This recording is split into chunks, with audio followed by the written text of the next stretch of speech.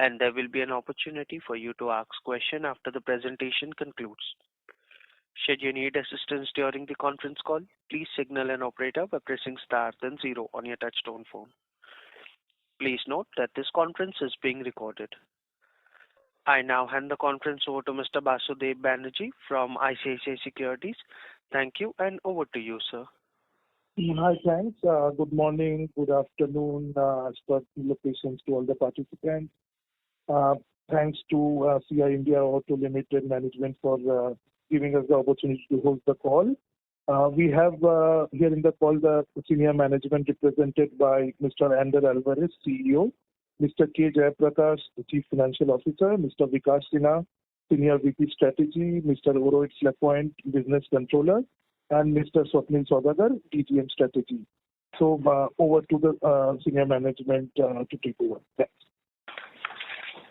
Yeah, thanks Vasudev. Good morning all. I welcome all of you on this call, as also Mr. Ander Alvarez, our CEO.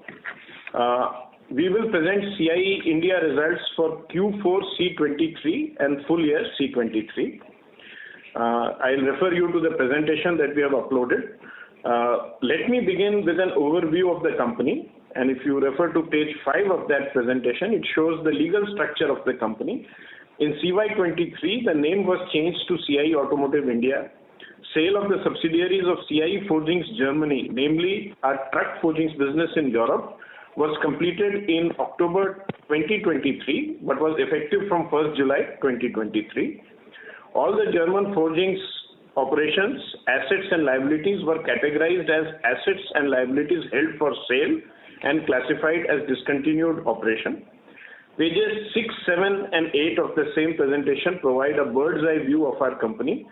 CIE Automotive India is a large diversified auto components group with presence across many processes, product lines, locations and customers. We now start with results of the India operations for Q4C23 on page 10. The quarter was a mixed bag from the market point of view. Tractors suffered a double-digit drop versus the same quarter last year. Trucks were negative and light vehicles showed modest growth.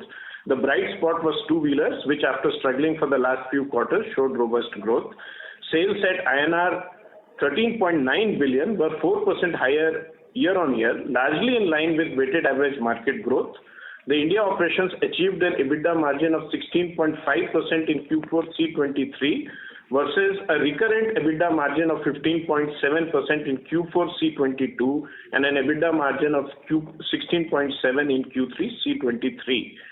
Please note that the recurrent EBITDA margin of 15.7% in Q4C22 is calculated after deducting a one-time profit of INR 378 million on land sale in that quarter.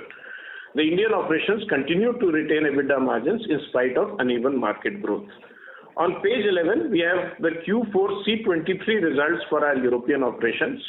Sales of INR 7.3 billion in Q4C23 are same year-on-year versus Q4C22 and slightly higher than Q3C23 sequentially. While the European production grew 7% in the quarter, this was largely due to Eastern Europe. Production in Western Europe grew merely by 3%. As explained in earlier calls, Metro Castello is experiencing a decline since last 2 quarters due to drop in the US market. Both these factors have led to stagnation in sales figures in Europe in this quarter on a year-on-year basis. EBITDA margin in Q4C23 was 16.9% versus 14.5% in Q4C22 and 17.2% in Q3C23. As energy costs stabilize, EBITDA margins have consolidated around 17% and EBIT margin is around 13%. On page 12, we see the consolidated CIE India Q4C23 results. Consolidated sales were INR 21.3 billion, which was 3% higher year-on-year. EBITDA INR 3.54 billion and EBIT INR 2.76 billion, both of which were roughly same year-on-year, and EBT of INR 2.45 billion, which was slightly lower. Please note that EBITDA, EBIT and EBT numbers of Q4C22 include an amount of INR 378 million on the one-time profit on land sale. So the last year numbers are higher because of this land sale. The full year C23 results for our Indian operations are on page 14. Sales increased by 5% versus C22 to INR 55.3 billion. Automotive market growth in India in C23 was uneven across segments, quarters, and customers. Light vehicles grew reasonably, but two-wheelers and tractors were underwhelming. The first quarter was good, followed by a muted second quarter, but the festive season was encouraging. The performance of our key customers was also mixed, with some suffering negative or flat demand growth. We had reported last year that all the business verticals were expanding capacity. There was a delay in ramp-up of some of these orders, especially at CIE Hosur and aluminum verticals, and this impacted our sales growth. We have positive expectations from these orders in C24. The EBITDA margin of 16.7%, EBIT margin of 12.8%, and EBT margin of 12.2% are all higher than C22. EBITDA and EBIT were higher year-on-year by 10% and 12% respectively. And we expect to regain growth momentum in India while incrementally improving margins. On page 15, we have the full year results of C23 for our European operations. With sales of INR 32.8 billion, there has been a 10% growth vis-a-vis full year C22, largely in line with underlying market growth. Q1 C23 sales growth was strong, but the rest of the quarters were very weak. Positive exchange rate impact was offset by steel price increases. EBITDA margin in C23 was 17.8% versus 14.5% in C22. EBIT margin 14.5% versus 11.4%, and EBT margin 12.2% versus 10.9%. EBITDA and EBIT were higher year-on-year by 35% and 40% respectively in absolute terms. While the market forecasts in Europe are muted, we are quite optimistic about our European business, which has high margins, high returns, and very good cash generation. On page 16, we have the C23 consolidated results of CIE India. Sales were INR 88.1 billion, which is a growth of 7% versus C22. The EBITDA margin was 17.1% versus 15.4% in C22. EBIT 13.4% versus 11.8%, and EBT 12.2% versus 11.6%. As explained earlier, the EBITDA, EBIT, and EBT margins and numbers for C22 include that one-time profit from land sale, which I have repeated quite a few times. The consolidated PAT in C23 is INR 11.25 billion versus negative INR 1.36 billion in C22. The C23 PAT includes profit from discontinued CFG operations that I had explained earlier of INR 3.275 billion. Adjusting for this, the recurrent consolidated PAT in C23 was INR 7.976 billion at 9.1% of consolidated sales. Likewise, the adjusted consolidated PAT for C22 was INR 6.735 billion after adjusting the loss of INR 8.475 billion from discontinued operations and the gain of INR 378 million from land sale in India. Thus, recurrent PAT in C23 grew by 18.4%. As we said, the recurrent consolidated PAT in C23 is INR 7.976 billion. The recurrent PAT in C22 was 6.735 billion, and this is the growth of 18.4%. And this has been achieved when the sales have grown only by 7%. So even in a year of uneven sales growth across geographies, market segments, and customers, CIE India has delivered an impressive bottom line growth. On page 18, you will see our abridged consolidated balance sheet, which shows the healthy state of CIE India. Return on net assets is 21.3%, the first time we have crossed the 20% mark. Return on equity is 18.8%, and ROE of continued operations is 13.3%. Net financial debt is negative INR 8.2 billion. So net financial debt is negative. The cash flows are shown on page 19. The company generated operating cash flows to the extent of 60% of consolidated EBITDA. Growth capex was INR 2.9 billion, 80% of which was spent on projects in India. Overall capex was INR 4.57 billion, which is 5.2% of consolidated sales, which is in line with our norms. Overall cash flow generation was INR 9.7 billion, but this includes cash received from the CFG sales process of INR 3.76 billion. the board of the company recommended a dividend payment of 5 per share, including approval in the AGM scheduled later in the year. This is double the payout made in the last 2 years. Section 3 of our presentation outlines our strategy. A combination of the following principles sets us apart from others, namely, make operations world-class, diversify customer base, plant locations and technologies, invest in a disciplined manner, continuously improve profitability, decentralize plant management, and focus on ESG. Diversification is key to our aspirations. In India, we are present in 7 technologies, 4 market segments, and more than 50 customers, out of which 20 plus of those customers are with annual sales of more than INR 500 million or 50 crores. This not only enables us to manage the volatility in sales at some of our anchor customers, but the portfolio approach helps us in protecting margins. Our disciplined approach to capital expenditure is encapsulated in a few key guidelines, and that is outlined in the presentation. We focus on improving productivity levels at our plants through a variety of projects, namely optimizing plant layouts, automating machines and material handling, improving cycle times, eliminating unnecessary operations and manning, and digitizing data capture. Teams from CIE Automotive Global help with know-how transfer. The success of our strategy can be gauged by the consistent improvement in performance over the years. Our EBITDA margins, PAT, free cash flows and return ratios are quite close to CIE Automotive's global benchmarks. The key thing is consistency is what we aim for. The next section analyzes some long-term trends in the automotive industry and how we gain.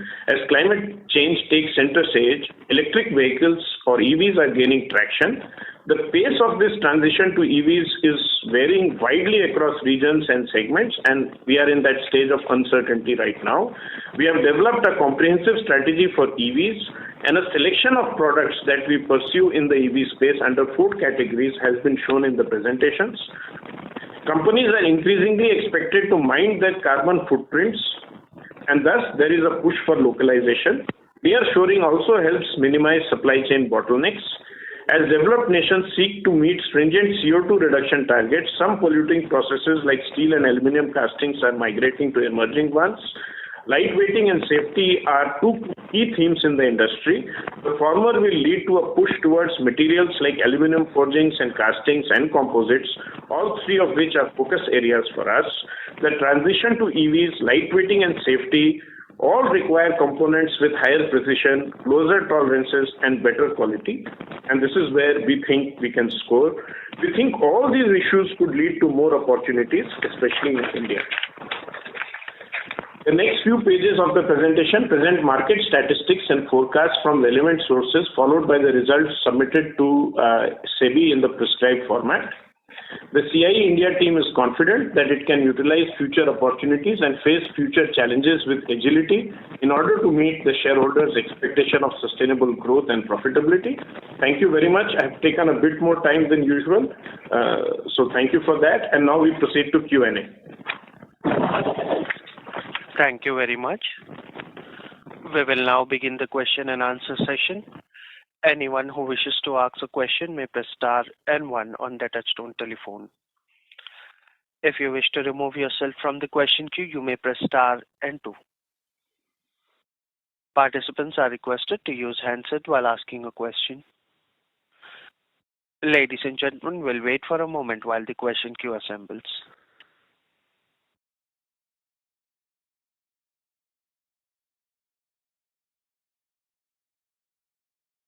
First question is from the line of Jinesh Gandhi from Ambit Capital. Please go ahead. Hi. A couple of questions from my side. One is on the EU business. Given that outlook for industry is expected to be muted for next few years, how should we build in for EU business revenues, given the changes which are happening in the industry, particularly towards hybrids and EVs? Would there be content increase-led growth, or will we be largely mimicking underlying industry growth in EU? Revenue projections in our European business, given all the changes in the market that is happening. For Anders' benefit, Jinesh, I'm just summarizing. So what he's asking is that the market in EU, the industrial market and also the automotive market is expected to remain not grow going forward. And then there are also changes like move towards hybrids and EVs. So in that context, how do we look at growth in Europe? Are we talking about stagnation or are we talking about increase in content per vehicle, etc.? Okay, thanks. So, yes, you are right. This is Sander speaking. The evolution of the European market for the next 4 or 5 years will be flat. Okay, it will be a stagnant market in the automotive sector. Mainly, they expect a 2-3% drop for 2024, and the remaining years, absolute volume of car production will be around 17 million cars per year. Okay, that is the expectation. On top of that, we have in 2023 we had 12% of electric vehicles, and this percentage of electric vehicles will go growing. Probably a little bit slower than expected because there was a huge expectation of an exponential growth in the next years. This seems that is not going to happen. Probably the electrification will go slower than expected, at least 2-3 years of delay. That is what we all expect. And regarding CIE forgings, what we had this year, regarding the growth of our business in Europe, you saw that we had this 10% growth. The forging sector grew 16%, and the gear sector, Metal Castello business, had a drop of 6%. Okay, and this was mainly due to the export of the off-highway components that we are producing from Italy to US. Okay, so the US market in the off-highway business is now let's say in the bottom side of the cycle. So the average is 10%, but you see that the performance of the different technologies or the sectors are different. For the future, what we are now seeing is that our new order book is really interesting. We are getting important businesses, both in the forgings and in Metal Castello, with a huge weight of the electric vehicles. In this year, for example, in the forgings, 73% of our new orders were electric vehicles, and in Metal Castello, 51% of the new orders were electric vehicles. So what we will see in the next years will be a transition from internal combustion engine components to electrified components for different customers. So what we expect is in that flat scenario or flat volume, flat evolution business, with the increase of the electric vehicles, we expect to maintain our business. So we see our future stable, and I think we are doing our job properly, and we are accomplishing the transition in a organized and solid manner. So we expect to keep this business in the near future in a stable way, according to the market evolution. Okay, so and just to clarify, so are we indicating that we are not expecting any material increase in content as EV share in our business increase? Is that the right understanding? Yeah, our EV share will increase for sure. As I told you that the new orders are coming, the majority from the EV sector, but what we can expect at the same time is that the internal combustion engines will start the decline. Okay, so I think our aim is to balance both let's say reduction and increase, and maintain or even increase a little bit our business in the future. So, but the expectation is that we will be able to make this transition smoothly. Got it. And secondly, does this include any further ramp up in aluminum forging in Europe, or that will be over and above what we are talking about, stable revenues? Yeah, we have, that we already got certain aluminum forgings projects that we are now launching with different customers. We also got a very important steel forged component, but for the battery pack for the commercial vehicle, one important commercial vehicle customer. So let's say that all these projects are being developed, and both aluminum forging plus steel forging for the commercial vehicle battery packs, I think we will see good growth in that sector in the future. Got it. And my last question is on the cash of 8.2 billion rupees. So how much of this would be in India and how much of this would be in Europe? And as a follow-up question on that, in case if we acquire something in India, can we access cash which is lying in Europe, or given the taxation policies, it might be difficult to access that? Thanks. JP, will you please take that? Yeah, I'll do that. So Dinesh, the Europe cash is all in that loan amount, which is about 45 million is with Galfor. And I don't know if you saw the stock. We are getting rid of the debt in Mexico by Galfor investing in there. So that cash will knock off the debt in Mexico of about $50 million. About moving money, so we'll be left with very little cash in Europe in the immediate. Of course, the businesses are cash generating, so we will have to find a solution around how to get the money for acquisitions in India. We're working on that. As of now, Dinesh, we don't have a solution which is tax efficient. India has, as you can see from the balance sheet, the standalone balance sheet, something like 7 billion in cash in India. So we are adequately cashed in India if we need to go for an acquisition. So I don't see an immediate challenge there. But you're right, we still need to figure out how to get tax efficiently money from Galfor. Immediately we have found a solution for the immediate, but for the long term, yes, we still don't have a solution which is tax efficient. Got it. Thanks. I have a few more questions, but I'll come back in queue. Thank you. Thank you. Before we move to the next question, a reminder to the participants, anyone who wishes to ask a question may press star and 1. Next question is from the line of Mahesh Bendre from LIC Mutual Fund. Please go ahead. Hi, sir. Thank you so much for the opportunity.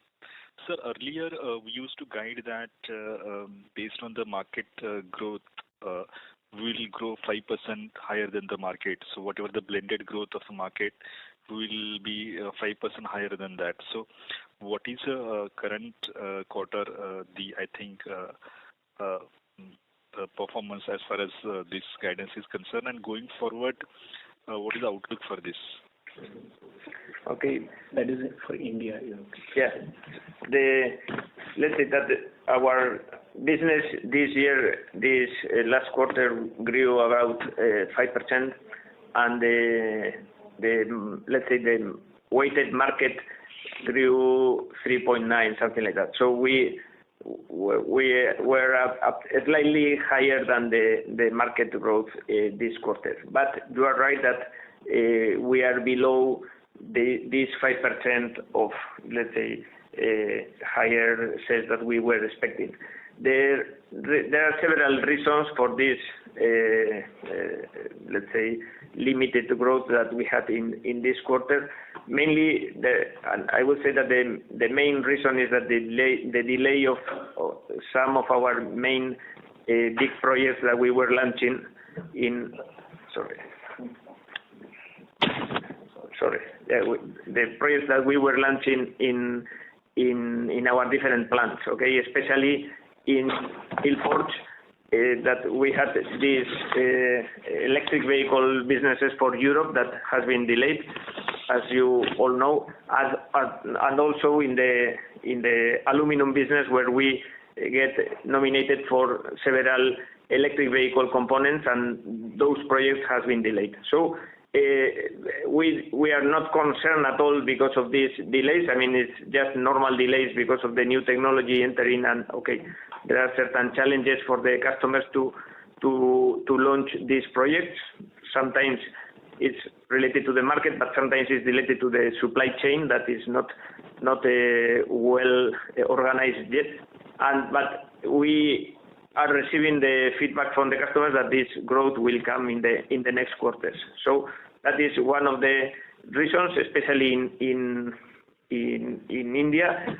And regarding Europe, the drop is coming from the Metal Castello business that I explained. In the last 2 quarters, we had a drop because of the cyclicality of this business for US, and also as you know, in US we have the elections at the end of this year, and let's say all the big infrastructure investments are stopped until the new team, the new president is elected. Okay, so let's say that we are now in a transition period and waiting for this, but we are as the order book during all this year has been really good, and we are now launching also additional projects.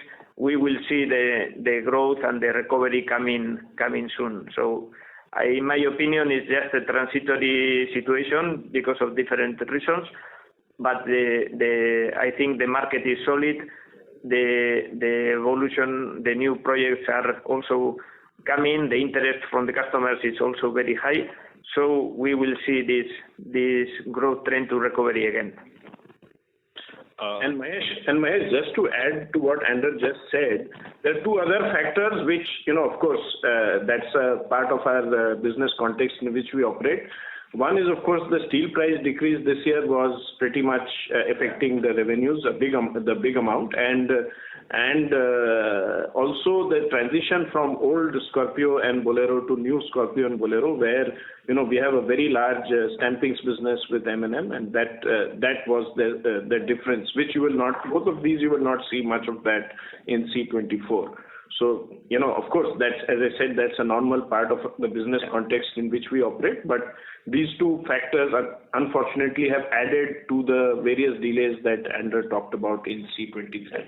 And it's also important to highlight that in 2022, we had a growth of 28%. So we, let's say, went much higher than, let's say, the market.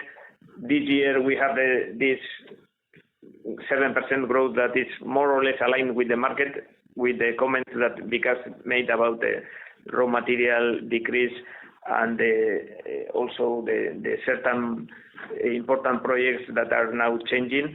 So overall, I think that this is just a transition moment that we are now accomplishing, and in the near future we will see again the growth coming back to our business. Sure. Sir, a delay at ramp-up at Bilforge and aluminum business, was that because of the client, or is it because of the our limitations that we could not scale up? No, it's just the delay from the customer point of view. I mean, we are waiting, we are ready. We have all the investments and all the machinery ready to start, and there is a delay from the customers. Okay, they have their bottlenecks, not in our company. It's in other bottlenecks, and we are waiting for them to solve these bottlenecks and to start the delivery. They promise us that we will start soon delivering at a maximum, at a peak level. So this is export order, sir?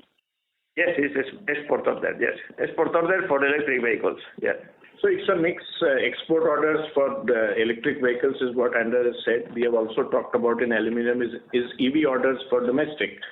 So some of these EV projects is what we are observing. As you know, you see in the initial remarks, we were talking about how some of these EV projections are less rosy compared to what it was only 6 months back, and we are seeing that effect in delays in some of the ramp up of some of the EV projects. That's just an observation. As I said, that's really part and parcel of the business context that we operate in, and we expect those to start coming, going up again this year.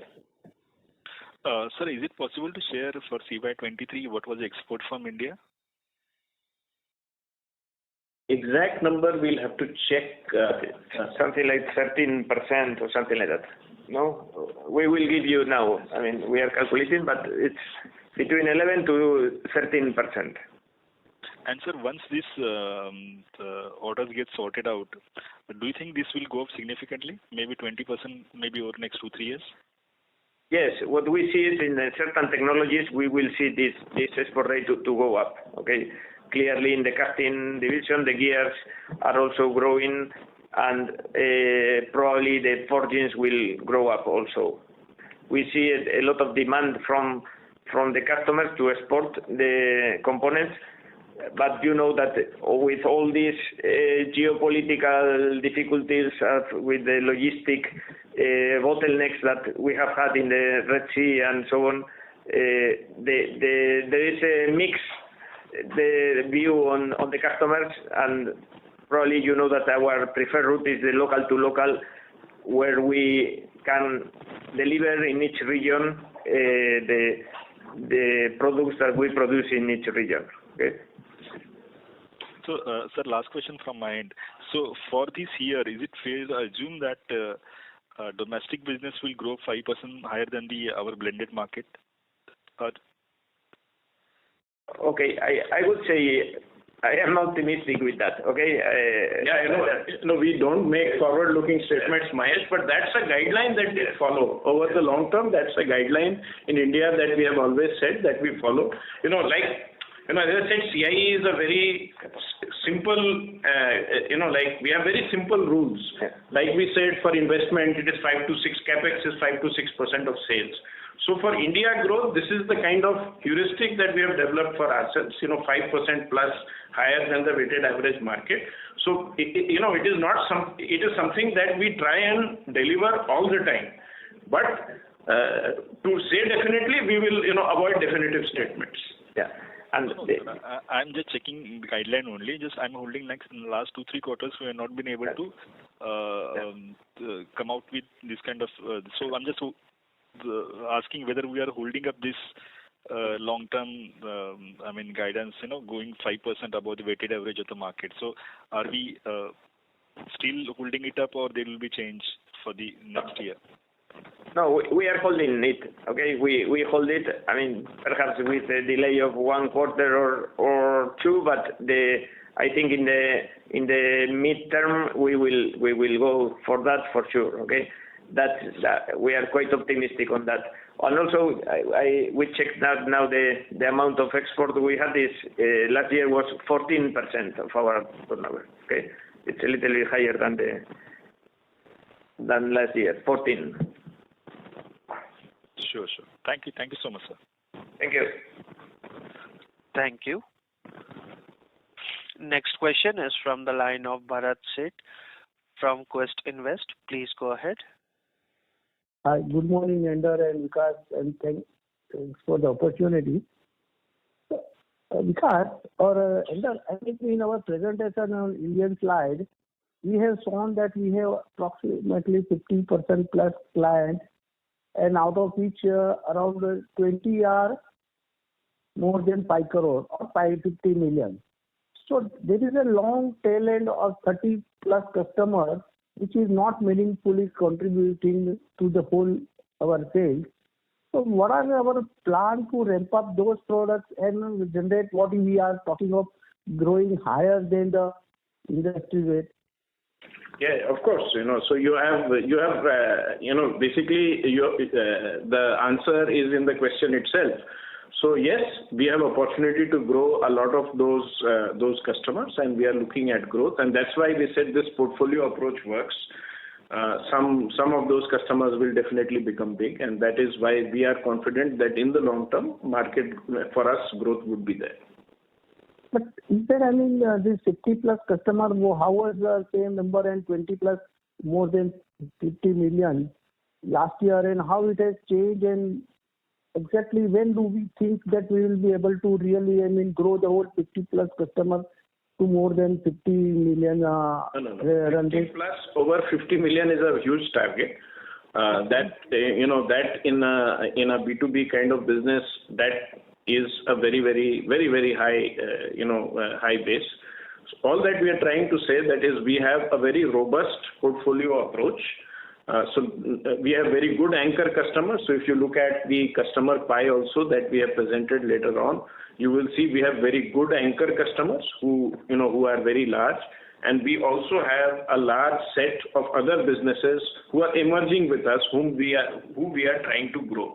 So between a mix of these anchor customers and this set of emerging customers, we are able to ensure both growth and profitability. That's the point. It's simply a portfolio approach that we are following here. Meaningfully, when do we expect those really to, and each one will maybe having our different auto or two-wheeler tractor or MHCV. So if you can say some color in which segment they are sitting large, by where still there is a headroom to grow. No, there are lots of such new customers that we have added in the last few years. We have talked about it in the past, whether it is Hyundai, Kia, whether it is John Deere, whether it is Royal Enfield. There are a whole set of such customers that we have added post-COVID. If you look at our track record from 2020 onwards, you will see that this kind of customer addition has accelerated during that period. A lot of export customers have been added also, as Ander was talking about. So to that extent, who will ramp up? How much will they ramp up? That's exactly a question we can't answer. As I said, some will ramp up. Of course, internally we keep looking at it. But the point that we are trying to make is this approach gives us stability both on growth and profitability. That's what we are trying to present. Okay. And can you throw more, export opportunity? Of course, we are always, near shore kind of a thing, but still we are around 11-13% in 23. So next 2-3 years, where do we like to see kind of our export of the total India export from India? So it is 14% is what Ander clarified. Okay. Because both the domestic and export opportunities are growing. So there, as Ander explained, there are two sets of contending principles that are happening. You also have the localization principle that is working, and of course, as we explained even in our talk, because of environmental norms, there is of course a movement from the developing to the emerging world in certain technologies, castings, aluminium. Over and above that, we have forgings and gears where we have other export opportunities. So that is, that was what Ander also talked about. These four businesses where we are targeting export growth and where we do see a lot of export opportunities coming our way in the next 3 to 4 years. So it is basically steel and aluminium castings, gears and forgings in that order. And would you like to give some kind of a margin side? Where do we like to see in 24? India as well as Europe? Europe margins are consolidating around 17% EBITDA, and in India also it is around the same number. As we say, we will keep on incrementally improving it. The CIE global benchmarks are a little higher than that. So our job is to keep moving towards those numbers as much as possible. But that's what we intend to do going forward. But as I said, 2024, we will not give a sort of forward-looking statement on what the margins are going to be. Thank you and all the best. Yeah, thank you. Thank you. Next question is from the line of Nitesh Reji from Chris Capital. Please go ahead. Hi, thank you for the opportunity. Just wanted a clarification. So could you please elaborate on these exports? So is this new business or, are we just moving CIE manufacturing from EU to India? And also, is this CIE India factory in EU or is this the CIE parent factory in EU?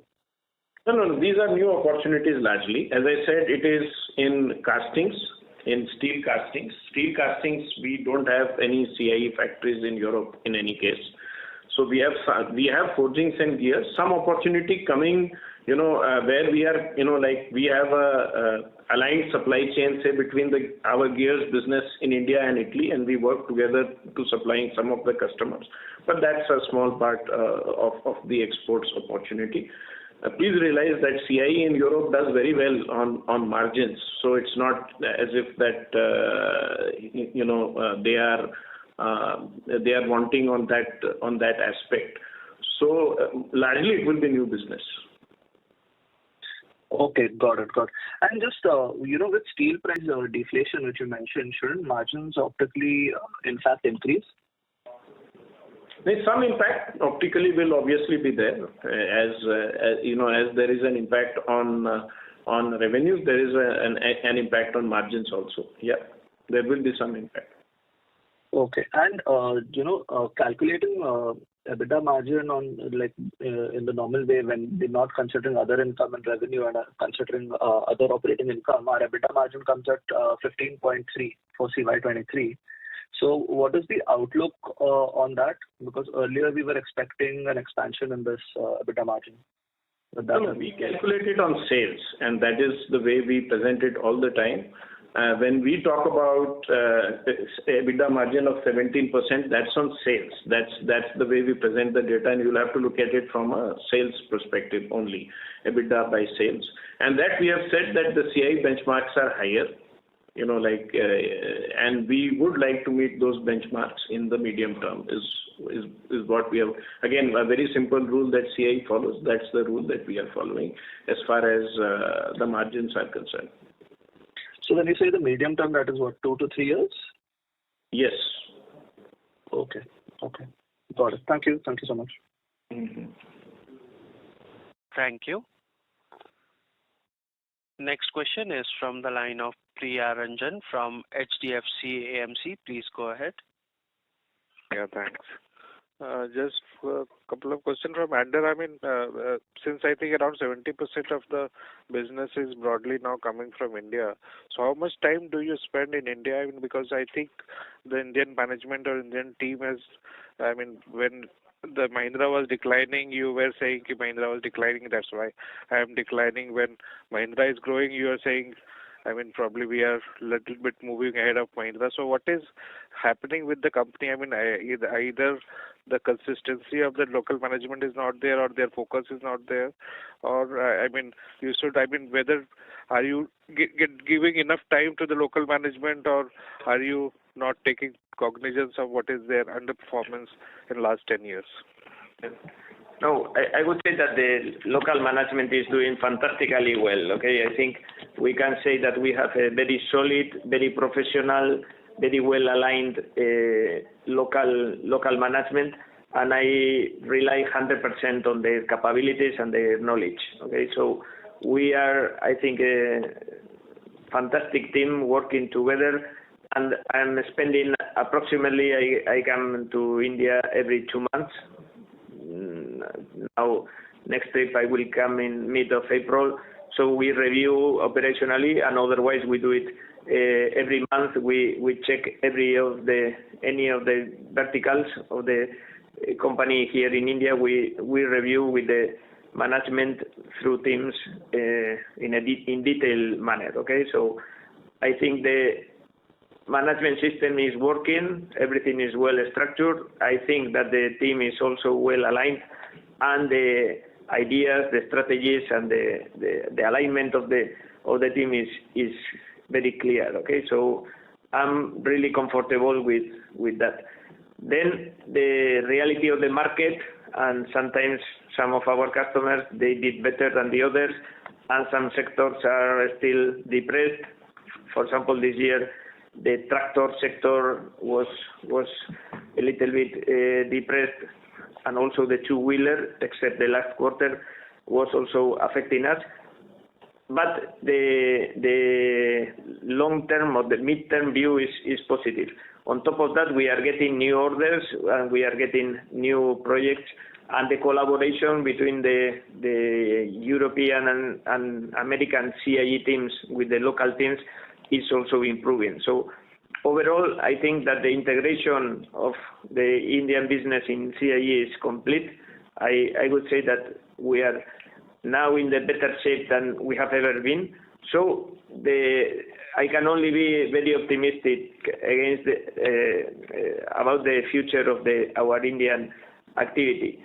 It's true that we would like to have some more sales and more turnover. That is probably the only thing that we need this year. But as the projects are there and the customers are confirming and they are pushing and they are saying us that they will come, for sure the growth will come. So let's say that we are in a very solid company with a good management, with all the customers also supporting us because they see a very reliable company. That's the message that I was trying to give during all these years working together with the local teams. We need to be a solid, reliable, good quality, good delivery company. And in that sense, I think we are an outstanding company in India. So the customers will come and the customers will appreciate this, and they are already appreciating this in the market. So I think that the management and the evolution of the company will be positive, and in CIE we strongly believe that the growth of in the near future will be mainly in India. Probably the best country to develop the business will be India.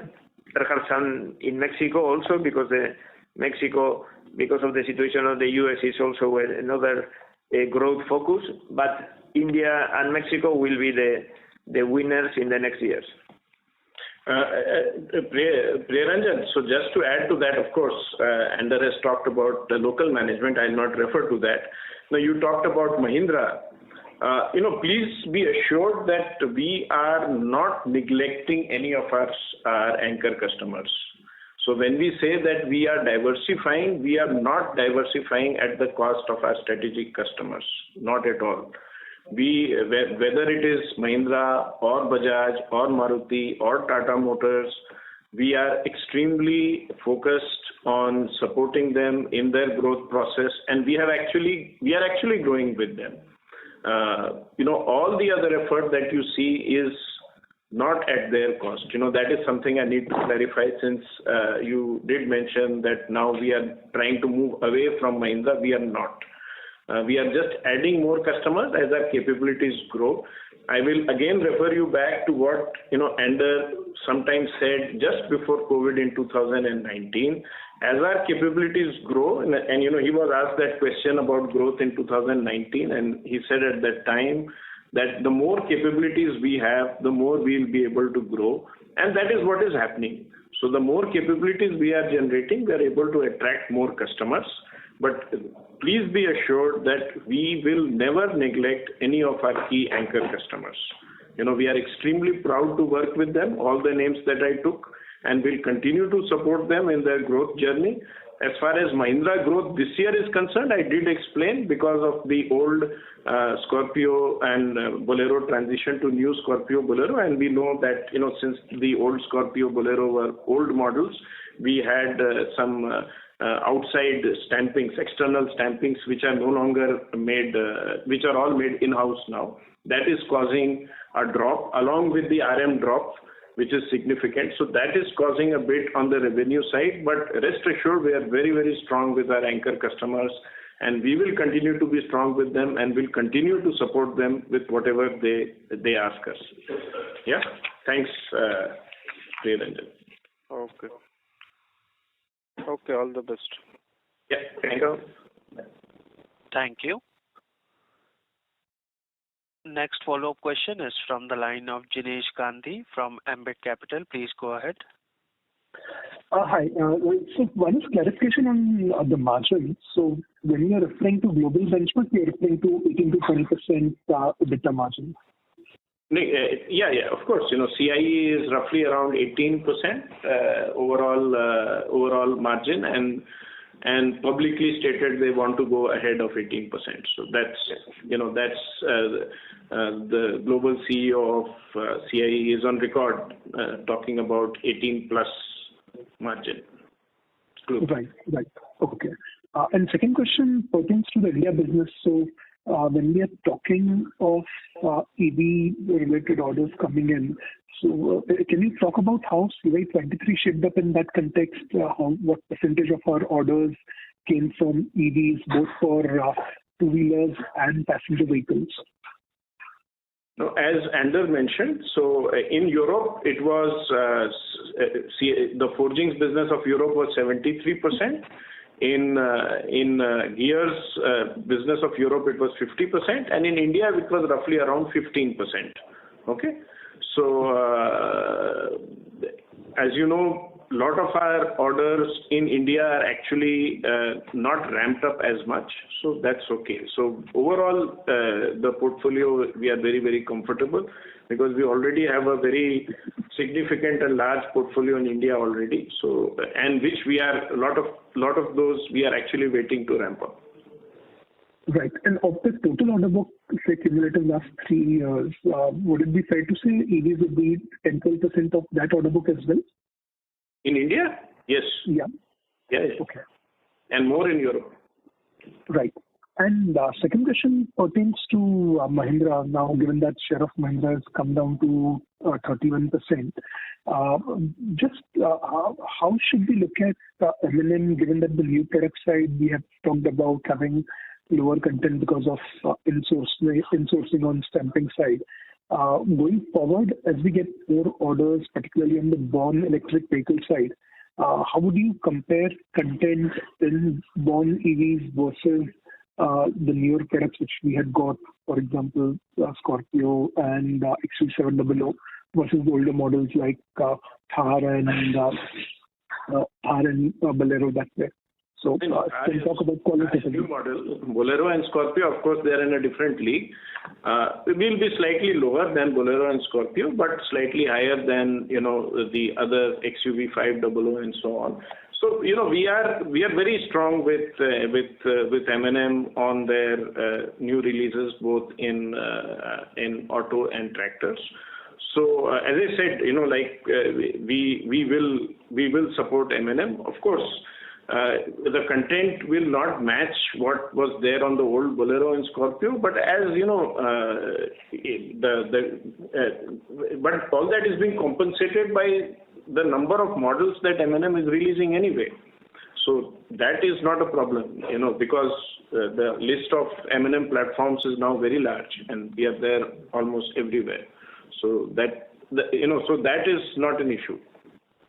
Yeah, in fact, we are launching a new press line in May, June for Mahindra to increase our deliveries to them. So in 4 or 5 months, we will have additional capacity to cope with the additional demand coming from them. So I think there will be a growth also in Mahindra in the stamping division.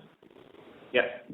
No. As I said, last year there were a few things that worked against us. The transition. Now that almost 2/3 is the new Bolero, new Scorpio, so that will not impact the growth, and the RM is stabilizing. So as Anders said, we are not, from a volume perspective, we are really not bothered too much, concerned. Let me not use the word bothered. We are very bothered. We are not concerned that we'll not be able to meet the growth requirements that we have in our mind. So C23 was a bit of an aberration that way, and we think we'll be back on track from a growth perspective. But having said that, and this is in continuation to what Priyaranjan had also asked, yes, on growth, we may have underwhelmed a little bit this year. On profits, we have grown, as I said, 18.4%, that we pointed out. If you look at recurrent PAT in C23 versus recurrent PAT in C22 on a consolidated basis, the growth is 18%. So on every other parameter except growth, I think we have done extremely well. Whether you talk about our RONA, the way we calculate, I am sure some of you calculate it slightly differently, but we have crossed in our estimation the way 20% RONA consolidated figure this year.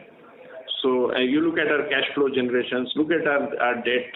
So if you look at it in a holistic way, yes, we do accept we have underwhelmed on growth, but on every other parameter we have done extremely well.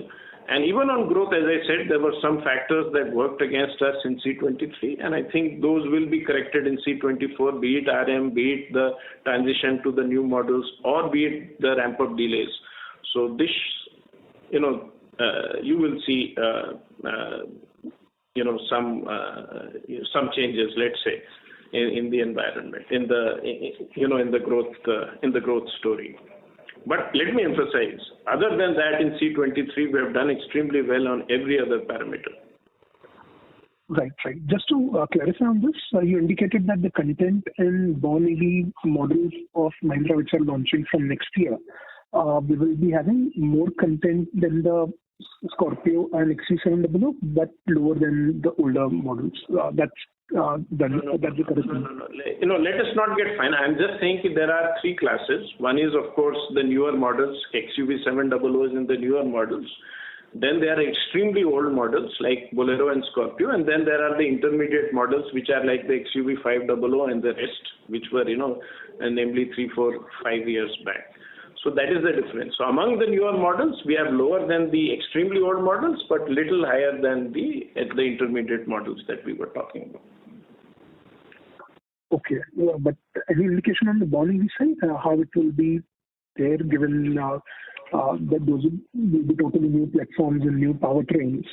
Right now, not all of those, RFQs have been fully settled. So let them get settled, and then we'll have more of a indication on what is happening. Got it. Okay, great. Thanks and all the best.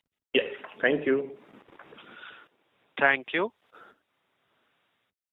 Next question is from the line of Pratik Kothari from Unique PMS. Please go ahead.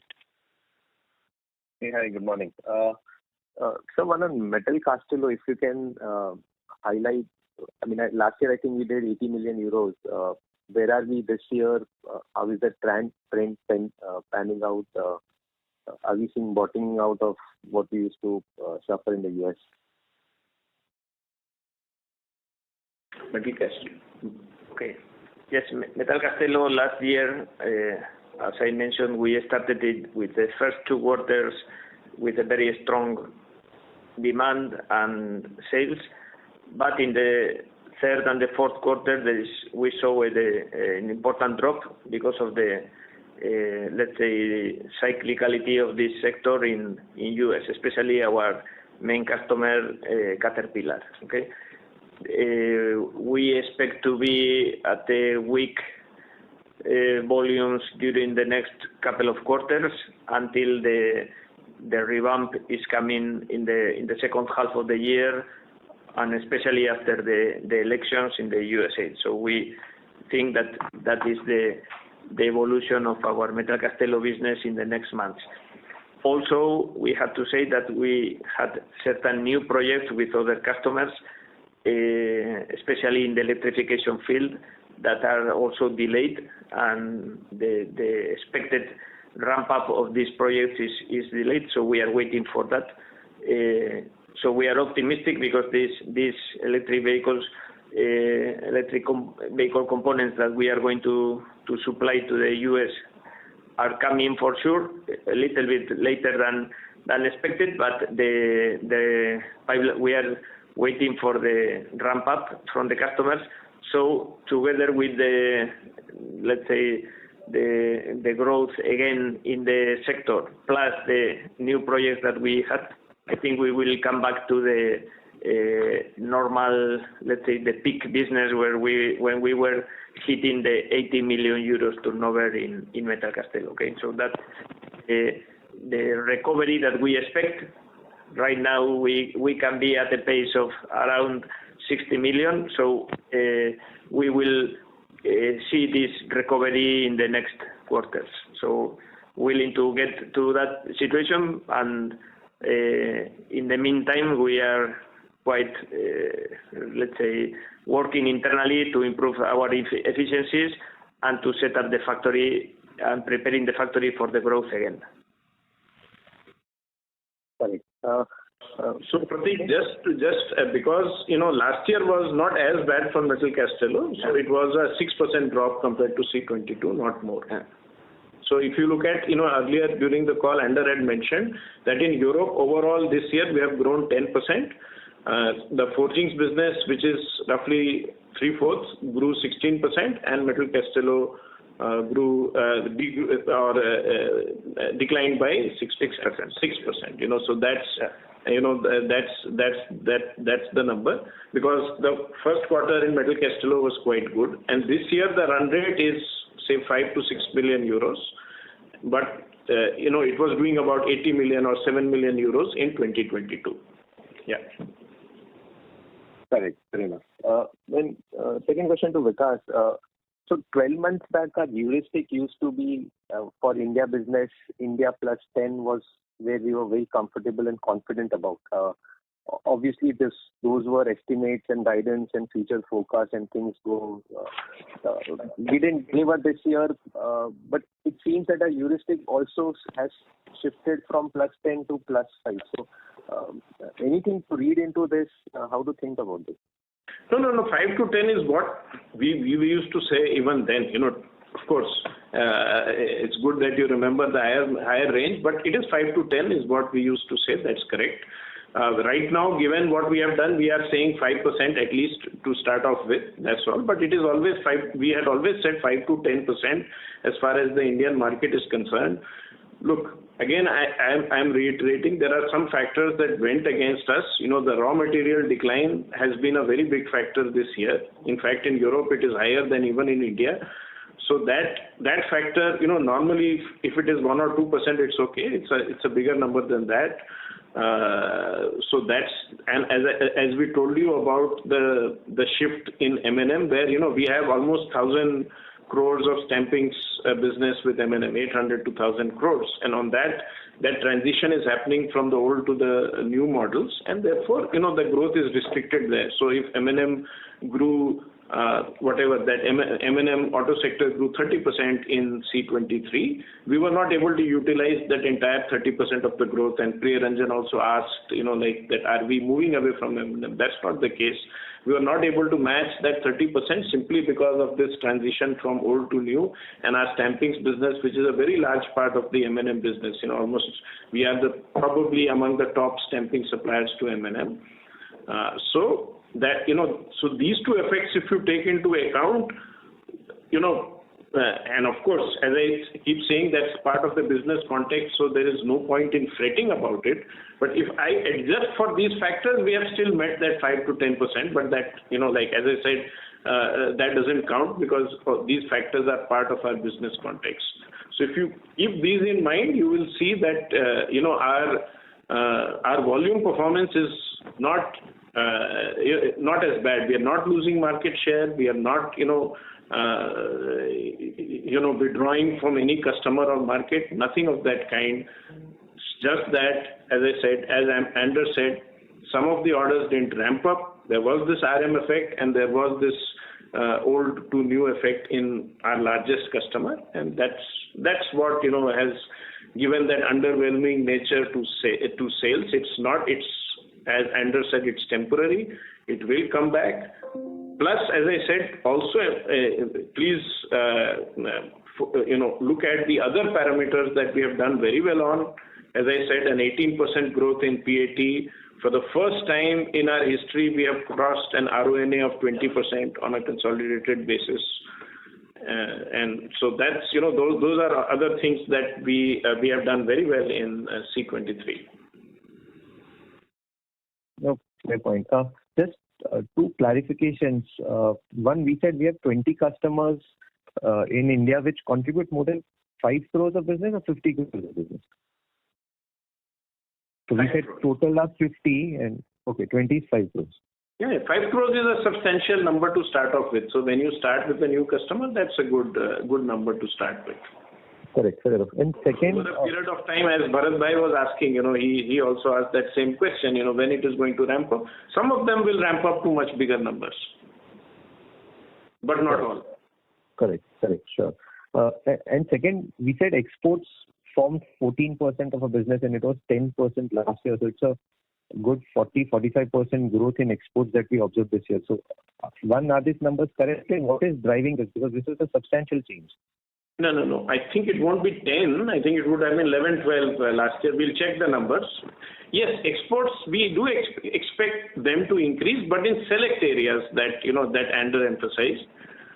Definitely in steel castings, where you see this trend of castings moving away from Europe to other parts of the world. Therefore, you see that. A bit of that in aluminum castings. And of course, forgings and gears have always been strong in exports. From when I say forgings, that's largely bill forge, always been strong. So that will continue. So yes, there is optimism around exports, but you also have to understand that there are other countervailing factors. The supply chain bottlenecks. So there is a move towards nearshoring, like local for local, etc. So as I said, these are things that we keep observing. But we are very, very expectant on exports in castings, gears, forgings, and aluminium. 11%. Yeah, it is 11 to 14. That's the number. We are confirming that. Right. Because that's a substantial jump too. No, great. Thank you and all the best. Yeah, thank you. Thank you. Next question is from the line of Nitish Reje from Chris Capital. Please go ahead. Hi, thank you for the opportunity again. So could you please elaborate on your, inorganic opportunities now that we have close to 800 crores of cash? Also, are we focusing on any particular segment capability which we want to get through this acquisition? And which ones you're currently assessing, and what would be the optimal size of this acquisitions? No, optimal size, that's the easiest to answer. We don't want it to be very big or we don't want it to be very small that it doesn't move our P&L. So it is, so we do look at, the two acquisitions that we have done were in the range of 600 to 1,000 crores of sales. So that we think is the optimal kind. But then, it depends on availability. To your other questions, where are we looking at? Of course, wherever there are gaps, we have always mentioned that, for example,